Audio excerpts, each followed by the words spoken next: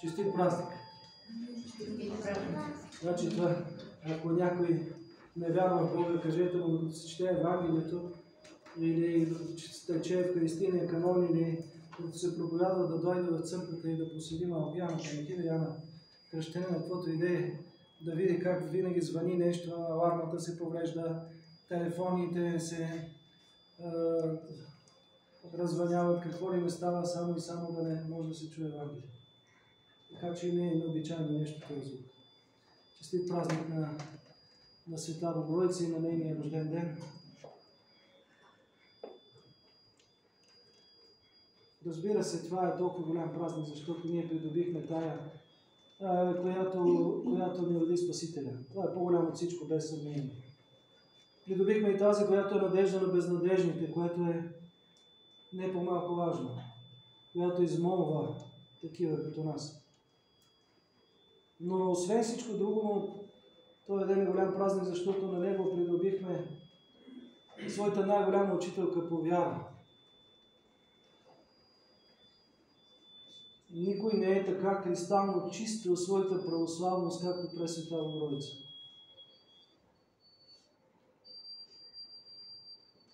Да, и по-силно ще стане. Защото Света Богородица първо повярва в невъзможното, в това, че Бог може да стане плът. И то от нея. Че Бог може да стане човек. И освен това, свидетелства ни Евангелието, че тя е била през цялото време заедно със своя син. Свидетелства ни Евангелието, че тя е била с него дори по времето, когато той е бил разпъван, когато е бил обругаван. Тя е останала с него и след като той се възнесъл и след Пасха, и след като възкръснал и се възнесъл. Останала с него, за да бъде образ на своя син, напомняне за своя син. От една страна за учениците, от друга страна за юдеите, които я презирали също толкова силно, колкото презирали и сина й. И я кулили, и я оплювали, и говорили страшни и грозни неща за нея. И всичко това тя претърпява от любов към сина си. И завинаги остава твърда защитница на тези, които стоят вярно в Христа. Това лесно може да се види в житията на всеки от големите свети защитници на православната вяра, и на свети Василий Велики, на свети Григорий Палама. Всички те са мислили за Света Богородица, намирали се утеха и прибежище в нея. И съвременните свети, свети Йоан Максимович, който починал пред иконата на Света Богородица, свети Нектарий Егински, който намирал в нея подкрепа тогава, когато почти вегетирал, а не живеел, докаран от не от езичници, а от църквата, от църковници по-точно, до това състояние. И свети Серафим Саровски, и свети Серафим Софийски, нашия покровител на нас, софиянци, който е чел житието му, се сети как свирал на пиано, помните ли? Свирал на пиано, искал да изпее песен на Света Богородица от устата му, понеже се дава от сълзи, от умиление, от възторг по Света Богородица, успява да изпее само радост моя, радост моя. Всички те, отрудени от битките за чистотата на своята вяра, намирали чиста помощница в Света Богородица. И ако не успеем да придобием девство или целомъдрие, ако не успеем да придобием нейната загриженост и нейната широта, ако не успеем да намерим дори трохичка от широтата на Света Богородица и нейната съпричастност към нуждаещите се, то без съмнение ние сме длъжни поне да имаме нейната вяра, за да имаме нещо общо с нея. И всеки компромис, който света прави, наранява не само Господа, който пострада за нас на кръста, но на Неговата майка, която стояла пред кръста и е гледала Неговите страдания и изповядвала Неговото божествено понизяване. Днешният свят много обича да яде пиле в сладко кисел сос. Знаете ли какво е пилев, сладко кисел сос? Китайска манджа. Пица с ананас. Пица с ананас. Виждали сте, има такива картинки в интернет, пускат как измъчват някой италянец, който прави пици, като слагат ананаси по американски образец върху пиците. Това обича да прави света с вярата. Да събира несъвместимото. Да постави толерантни претенции там, където са границите между истината и лъжата. За съвременния свят няма истина и няма лъжа. Има само клишета, в които той е научен. Общи фрази, които да пробутват за любов. Една от тях е да се съберем всички на един тезгях, за да пием и да ядем нещо друго на тялото и кръвта на Господа и така да бъдем християни всички заедно. Но това е невъзможно. Невъзможно е, защото Света Богородица го прави невъзможно. Невъзможно е, защото Свети Василий ни казва, че е невъзможно. И Свети Атанасий, и Свети Григорий Палама, и Свети Нектар, и Свети Серафим, и Свети Серафим, и всеки светец, и всяко житие, и всяко предание ни учи, че между истината и лъжата не може да има съвместителност нито съслужение, нито общо празнуване на Пасха.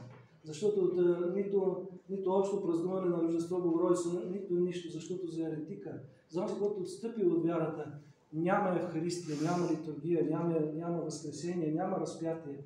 За него няма нищо, освен онова, което е родила собствената му глава. Там си остава. Там си остава той затворен в нея. Вчера тук имахме такъв случай. Изкушавам се да ви разкажа, защото тук тръгна приказката. Дойде едно юначе, по къси панталонки и фанелчица, не се е изповядал, не се е подготвил да се причестява, не постил. То сега вече може тия неща, едно време може и да не е, може и сега може. И по къси ще може, защото Христос не е приятел, да каже. Но на всичкото отгоре изнесох кръста, за да му се поклони, му казах, поне това направи, поклони се на кръста и на иконите. Но той не се поклони на кръста и на иконите, защото той не ги признава тия неща. И аз не го причестих, разбира се. Сгреших според правилата на този свят. За този свят това е непоносимо, неразбираемо. Човек може да се избира в какво да вярва, може да идва по къси панталонки, може да идва голичък, ако иска. И ние сме длъжни да му осигурим тук, да му сервираме каквото той би искал, защото света нарича това любов. Но по начинът, по който гледа Света Богородица, по начинът, по който гледат отците, тази привидна жестокост също е единствената възможна реакция не само на православния свещеник, но и на всеки православен християнин от нас, които сме събрали тук до патриарците на поместните църкви. Защото не може да има най-малко общо кратно между църквата и света, между еретика и светата чаша, между истината и лъжата. Не може да има общение. Всички тия хора, които изобразяваме по стените и самата Света Богородица в един глас не говорят: запазете своята вяра. Тя е единственият залог за вашето спасение. Запазете чистотата на своята вяра. И наистина е все едно дали аз ще причастя в памет на Света Богородица, на Светата литургия едно момче с протестантски възгледи и с протестантско изповедание по къси гащи от Светата чаша, и от Светата чаша ще пият православен патриарх и неправославен, да кажем, римски епископ.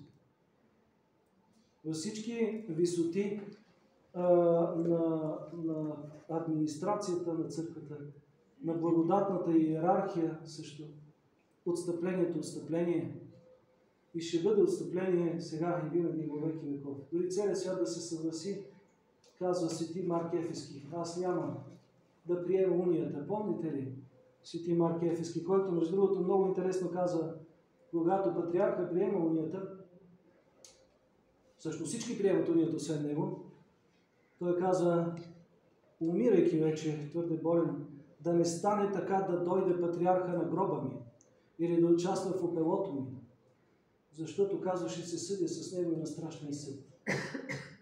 Ето такъв е гласа на отците, които са пазили вярата на Света Богородица, намирайки в нея естествен източник на майчина подкрепа. Света Богородица е майка на тези, които обичат нейния син. Тя е най-вече помощница на тези, които са приели върху себе си благото иго на Христовото изкупително дело. А онези, които разпъват Господа със своите помисли, не могат да бъдат близки на Света Богородица. И това се вижда, между другото, в различните протестантски секти, които не могат да понесат близостта със Света Богородица и отхвърлят. А Свети Димитрий Ростовски казва, че който не обича Света Богородица, със сигурност ще погине. И който не се причастява, също според мен ще погине. Така че дали за спасение на вас, които се причастихте, а на всички ни Света Богородица да дава здрава, разумна вяра, която преминава не от тук и отива към Рим, защото всички пътища водят към Рим, а преминава от тук и стига до Царството Небесно, до Горния Иерусалим, за който тук се прочете. Защото нашия път не е към Рим. Нашия път не е в кръчмата, нито на тезгяха, а от Светия престол трябва да водим в Царството Небесно. Честити благословен празник!